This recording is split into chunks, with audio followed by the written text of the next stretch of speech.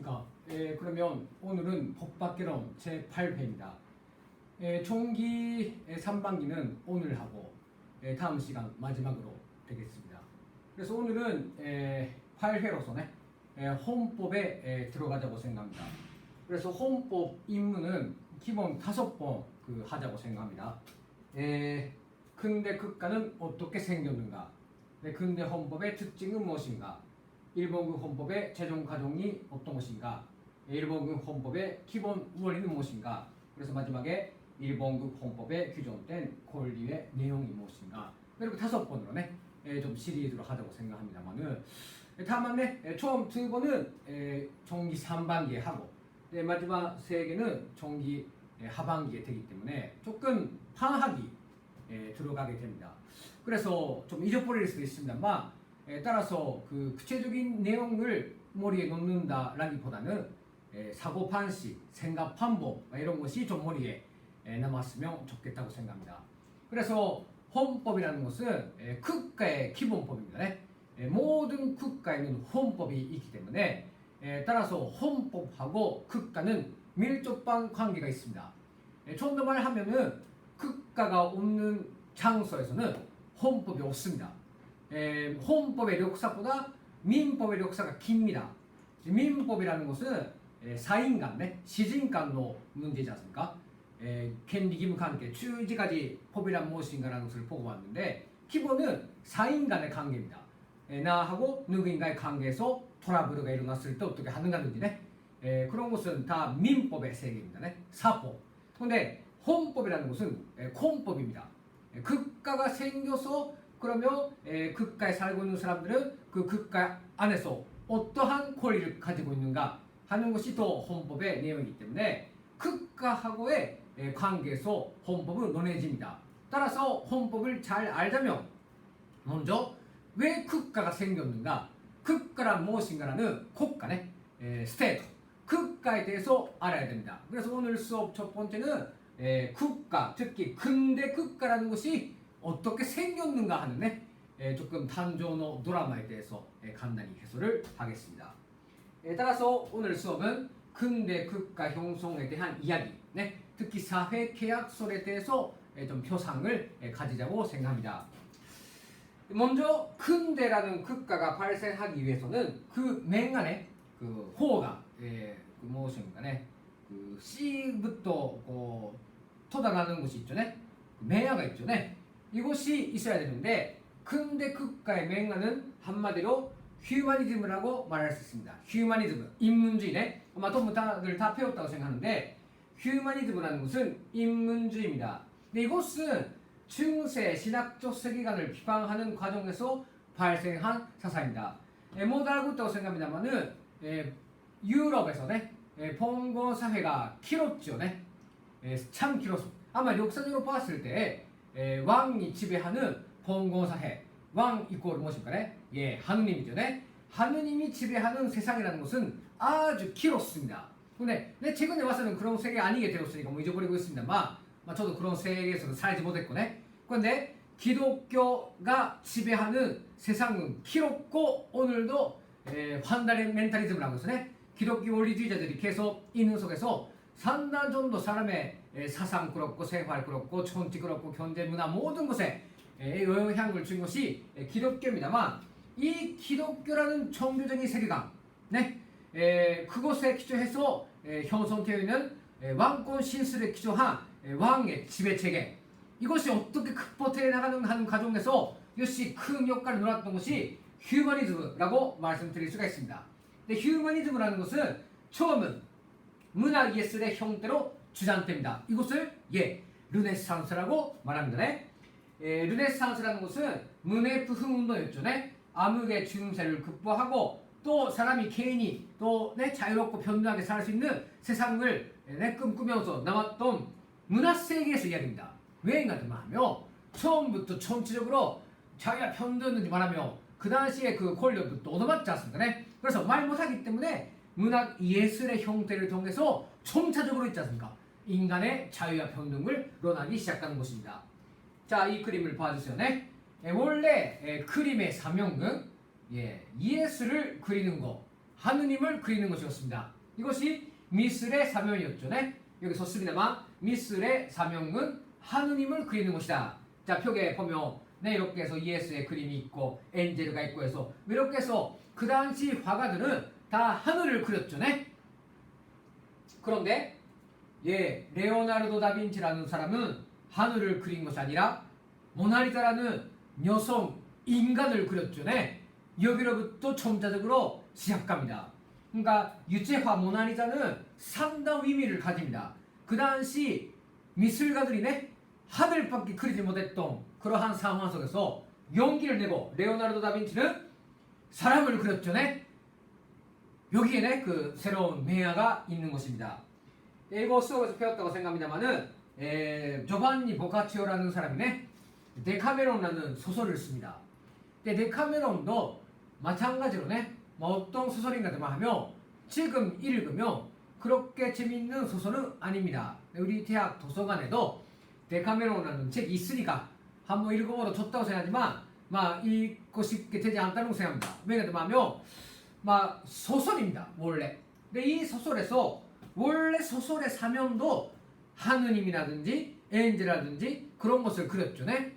그런데 이 소설 내용의 한편에 어떤 내용이 있는가 하면 슈도인이 있지 않습니까? 네? 도면 슈도인이 납니다. 네? 그 여성들이 슈도인에 들어갑니다. 근데 그 슈도인이라는 것은 일생 하느님의 몸을 바친 여성들이기 때문에 어떻게 사는가 하면은 그 아무것도 하고 결혼하지 않고 한생을 하느님을만을 위해서 바치는 그러한 인생, 그러한 삶이 아름답고 고상하다고 이 당시로 생각하고 있는 것입니다.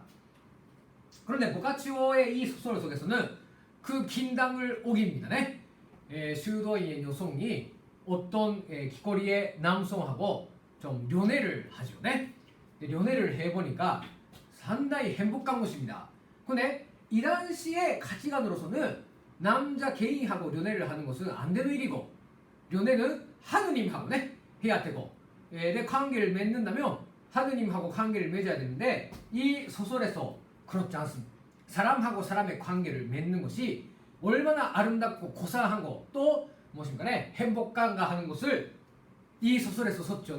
근데 그런 소설이 사람들의 그 생활 속에서 읽히게 되니까 이제까지 가치관하고 달라지는 새로운 가치가 나오게 되는 것입니다.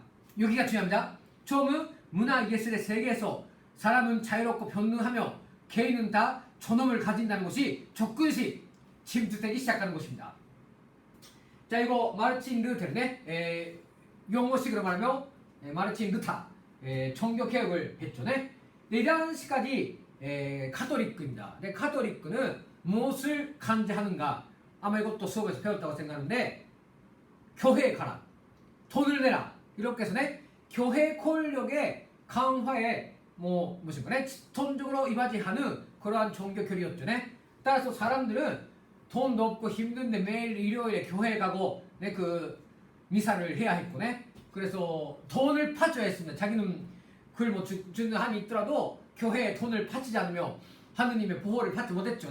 그러한 카톨릭으로부터 마르틴 루테르는 프로테스탄트죠.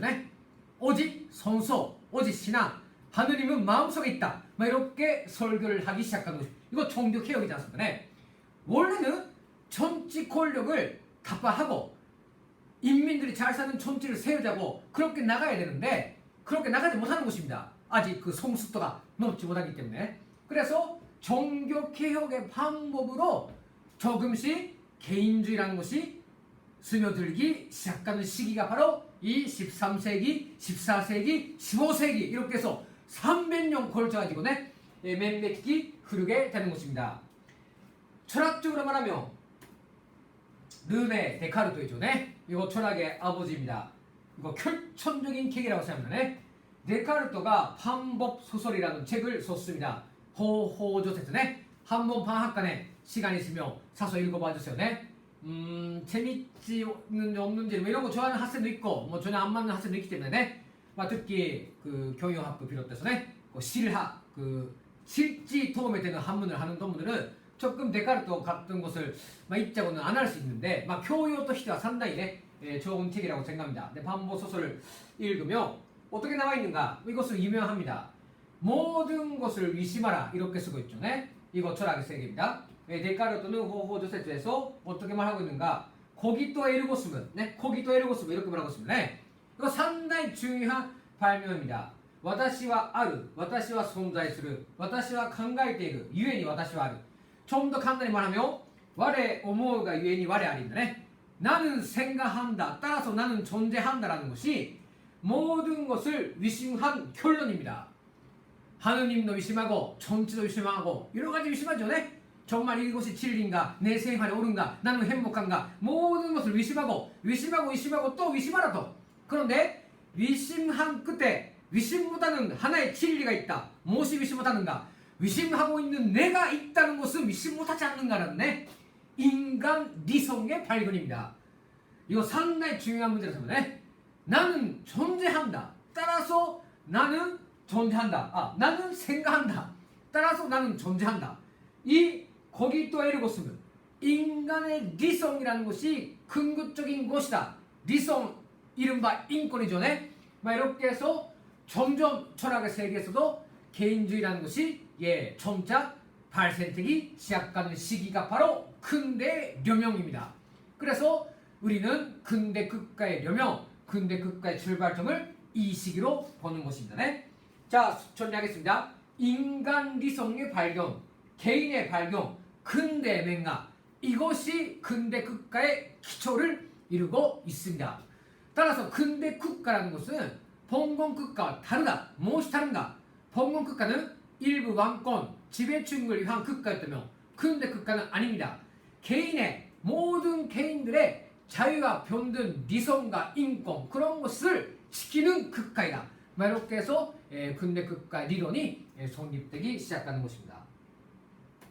이처럼 기존 가치가 붕괴되기 전에 새로운 가치가 확립되고 진보적 사상에 의해서 새 시대가 도래됩니다.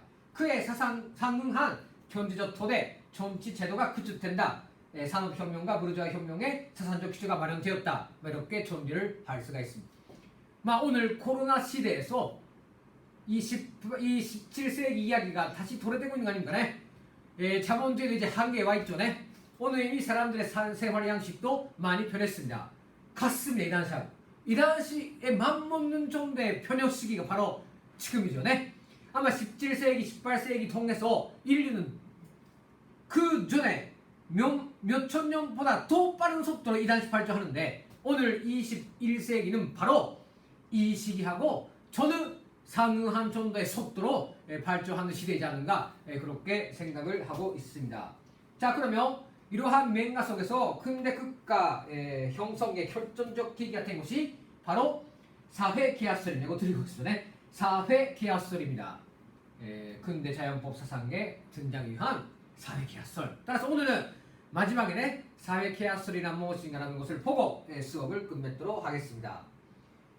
사회계약설에 의한 국가의 정통성의 설명입니다. 좀 깁니다만 좀 메모를 부탁드립니다. 사회계약설과何か라는 것입니다. 첫째로 사람은 태어났을 때부터 만민이 자유롭고 평등하다. 이렇게 주장합니다. 록크, 홉스, 루소 이 세 명만 외워놓으면 괜찮습니다. 홉스죠. 토마스 홉스. 그래서 존 록크. 그래서 잔자크 루소. 이 세 명이 사회계약설의 대표 인물입니다. 또 플러스 한 명 한다면 몬테스키유죠. 다 배웠다 사람입니다. 이 사람들이 뭐라고 말하고 있는가를 집약시키면 이 세 가지입니다. 첫째가 사람은 태어났을 때부터 만민이 자유롭고 평등하다. 자유와 평등이죠. 두 번째, 사람들은 자기의 자연권을 지키기 위하여 서로의 계약에 의하여 국가를 만들고 그 국가에 자기들이 가진 권리의 일부를 양도한다. 그 국가에 의한 명령이자 자연법으로 되며 이는 자기들을 위한 것이다. 이렇게 썼는데 사람들이 다 자연권을 가지고 있는데 나의 자연권하고 너의 자연권이 부닥칠 수 있죠. 그러면 오히려 자기의 자연권을 해서 못하죠. 그래서 어떻게 생각했는가 이 사람들은 나의 자연권, 너의 자연권, 너의 자연권 적극이 양보하라. 그 양보한 것을 국가가 가진다고 국가에 양도하라. 그러면 국가는 저절 통제해준다. 그런 겁니다. 그렇게 해서 모두가 자연권을 최소한도 누릴 수 있게 하자 하는 그러한 극과간입니다. 따라서 극과는 어디까지냐? 개인의 무엇입니까? 조절 기능이죠. 개인이 잘 살 수 있도록 자연권을 해서 할 수 있도록 극과가 조절한다라는 그러한 극과관이 바로 계약설입니다. 계약설이기 때문에 따라서 기본은 시택기지체입니다. 사적 자치가 기본이다. 극과는 작다. 극과는 고의 필요 없다. 그러한 생각에 기초한 극과관이 바로 사회계약설에 기초한 극과관입니다. 그리고 따라서 극과가 사람들의 생명과 재산을 보호하지 않게 되고 폭군으로 된 경우는 인민들은 언제든지 이에 대항하는 저항권과 새로운 국가를 세우는 혁명권을 가진다 라는 상당히 부르주아 혁명 시기에 맞먹는 사상이 제시되는 것입니다. 아마 고급 때도 배웠다고 생각하는데 아마 어렵게 배웠다고 생각합니다. 왜인가 하면 조금 고급 단계에서는 여러 가지 사상이 알고 있는 거 아니기 때문에 이해하기 어렵다고 그렇게 생각합니다만 조금 오늘 이제 대학생 되었기 때문에 아마 조금 이해가 더 되리라고 생각합니다. 좀 더 말씀드리면 이런 얼굴을 하고 있습니다. 토마스 홉스, 그래서 또 로크, 홉스 로크, 루소, 몬테스키죠. 이렇게 되고 있죠. 저는 이 4명 속에서 가장 좋아하는 것은 잔자크 루소입니다. 루소의 사회계약설이라는 것은 세쇼, 자본론, 사회계약설 이 세 가지는 굉장한 베스트셀러입니다. 이제 200년 이상 넘고 있죠. 계속 읽히고 있습니다. 근데 책방에 가면 마르크스의 자본론, 그래서 세쇼, 또 하나가 루소의 사회계약설, 이것은 꼭 사주세요. 책장에 있는 것만으로도 좀 인텔리전스나 감이 하지 않습니까? 실제 있지 않아도 나이 가면 또 읽을 수 있도록 사원화지를 좋다고 생각합니다. 그 정도 대표적인 것입니다. 이 사람들은 어떤 사람들인가? 다 귀족입니다. 귀족, 결코 노동대급이라든지 인민대접 아닙니다. 이 사람들은 잘 살았던 사람들입니다. 그런데 귀족 계층 속에서 무엇을 제기하기 시작하는 것만 왕공 있죠. 왕만이 잘 사는 봉건 사회는 이상하다. 왜인가 하면 그렇게 해서 한 명의 어느 집단에만 권한이 집중되고 있는 사회는 경제가 발전하지 않습니다. 근데 이 당시 어떻게 생각하는가 하면 조금씩 기술이 발전하고 과학기술이네. 그래서 산업이 점점 돌게 되니까 역시 경제가 돌게 되죠. 그러면 어떻게 생각하고 말하면 그렇습니다. 기존의 사회로서는 유지 못합니다. 그 발전하는 경제, 시민들의 생활 요구 이런 것이 국가의 그 줄거리에 안 맞게 되죠. 그래서 제기된 것이 자유와 평등입니다. 따라서 이때 말하는 자유, 이때 말하는 평등이라는 것은 잘 생각했다고 합니다. 거래의 자유, 도리히키의 자유이고 평등이라는 것은 내가 나의 상품을 팔 수 있는 평등입니다. 아시겠습니까? 그러니까 조금 교과서에서 가르칠 때는 마치나 사람의理성에 기초한 자유와 평등이 있는 것처럼 가르치는데 좀 더 생활적인 거죠. 그래서 사회계약서를 통해서 그 국가관으로 덕을 버는 것은 신은 부르주아지들이다 라는 계급적인 시점을 가지고 사회계약서를 봐야 되지 않는가라는 것입니다. 따라서 부르주아 국가, 자본주의 국가죠. 근데 국가, 같습니다. 부르주아도 자본주의도 큰데도 거의 비슷한 말이기 때문에 다만 근대 부르주아 국가 속에서도 좋은 점도 있고 나쁜 점도 있다. 그래서 헌법理論을 배울 때는 나쁜 점보다도 좋은 점을 기본으로 보자 하는 것으로서 자유와 평등, 학아의 같은 그런 사상을 인류 보편적인 생각으로 여기고理論을 설명하고 있다 하는 것입니다. 따라서 조금 앞으로 공부를 할 때는 좀 다각적으로 공부해 나가야 된다고 생각합니다. 제가 로크, 홉스, 루소 좀 정리를 해 놓았습니다. 설명은 안 하겠습니다만 한번 봐주시고 홉스, 로크, 루소라는 사람들이 각각 어떻게 얘기했는가. 아까 세 가지입니다. 기본은 그 세 가지인데 조금씩 시대가 다르기 때문에 살고 있는 시대가 다르니까 조금씩 말하고 있는 말이 다른데 대표적인 서적이 홉스는 리바이아산, 그래서 로크는 도지론, 루소는 사회계약설이라고 해서 다 책들이 나와 있습니다. 인쇄에서 한 번 정도는 파라파라도 네, 읽어봐도 좋지 않는가라는 생각을 합니다. 네. 자, 그러면 사회 계약서라는 건 무엇인가? 써주세요. 자연 상태에서 살고 있었던 사람들이 사회 계약을 맺고 사회 상태를 형성하고 일정한 목적을 위하여 국가를 건설한다는 견해입니다. 이렇게 해서 근대 국가가 생겼다라는 것입니다만, 자, 여기까지 이렇게 이야기해 놓을 겁니다. 이 사회 계약서라는 것은 하나도 근거가 없는 픽션입니다. 예. まず 계약 같은 거 네, 맺지 않고 거네. 그렇지 않습니까? 동무들 국가하고 계약 맺었습니까? 맺지 않고죠. 오늘 이미 국가는 우리를 보호해주지도 않고 있지 않습니까? 네. 본질은 아닙니다. 이 사회 계약서에 기초한 국가가는 국가를 정당화시키기 위한 이론이기 때문에 픽션이고 하나도 현실성이 없는 이야기였습니다.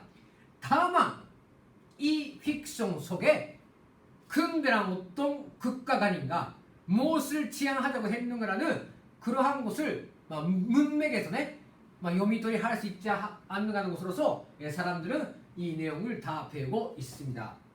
그래서 이후에 호프스에 의하면 어떻다, 만민은 만민의 승량이다 라는 이야기를 했거든. 록크는 자유 상태에서 어떻게 얘기했는가, 제한근조제와 근민주권의 이론이 나오게 된다는 이야기. 그래서 루소는 어떻게 이야기했는가라는 내용을 정리해놨는데 이거 별로 큰 문제 아니니까 넘어가겠습니다. 네. 따라서近代 시대호 또近代 국가라는 것은 픽션다가説明としては 素晴らしい 이렇게 써놨는데 머리 안내비 설명으로서는 정말 바트근라고 생각합니다. 네. 정말 잘 생각했지 않는가 그런 생각을 했습니다. 자, 마지막 수업 맺음으로써 우리는 사회계약서에 기초한 국가 간에는 기초하지 않고 있습니다. 아마 조고식이 그렇고 조대식에 국가란 무엇인가라는 것을 배우지 않습니까? 그때는 기본은 막스주의 국가관이 기본으로 되어 있습니다. 근데 막스주의 국가관 플러스 우리는 주체사상이기 때문에 주체의 국가관 이렇게 되지 않습니까? 막스주의 국가론이라는 것은 계급 지배 도구입니다. 국가라는 것은 어떤 계급이 어떤 계급을 지배하기 위해서 만든 국가이다라는 것이 막스주의 국가관으로 됩니다. 이 이야기는 또 시간이 길어지기 때문에 또 다른 기회에 하겠습니다. 유물상환 문제네. 무엇인가네.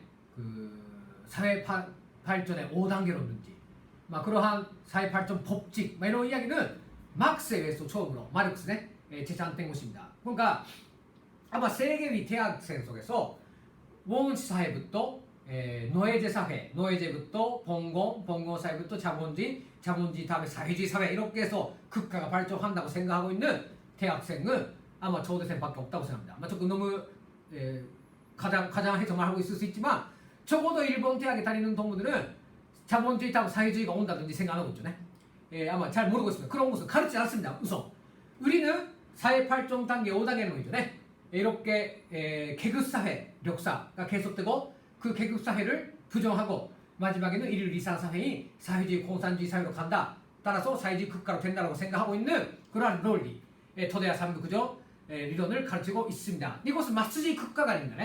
이에 대해서는 일단 정리를 해왔는데 오늘 시간이 없기 때문에 다음 시간에 하도록 하겠습니다. 괜찮습니다. 그러면 다음 시간에는 이러한 국가관이라는 것을 아시고 근대 헌법의 특징에 대해서 간단히 보아보자고 생각합니다. 괜찮습니다. 사람은 자유롭고 평등하다. 그래서 따라서 사람들은 자기의 자유의 일부를 국가에 양도한다. 따라서 국가가 그 계약에 무시해서 사람들을 이지메를 또간에 복군을 뿌린다면 어떻게 하면 그 국가는 얼마든지 바꿀 수 있다 현명권. 이것이 사회계약서의 기본 내용으로 되겠습니다. 오늘 과제입니다만 한번 사회계약서란 무엇인가라는 것을 간단히 정리해서 레포트로 제출을 해주면 좋겠습니다. 재헌법전주의 상당히 즐겁게 읽었습니다. 길게 써주고 있는 동도 있고 짧은 동도 있습니다만 기본적으로 내용은 괜찮습니다. 그런데 많이 써주면 나는 기쁩니다. 그래서 그 자료가 없죠.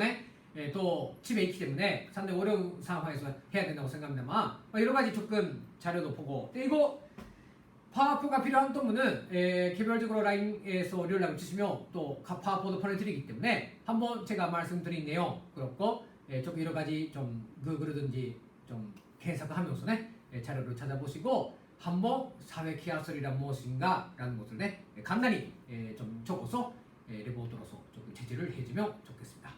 그러면 오늘 수업을 이상 마치겠습니다.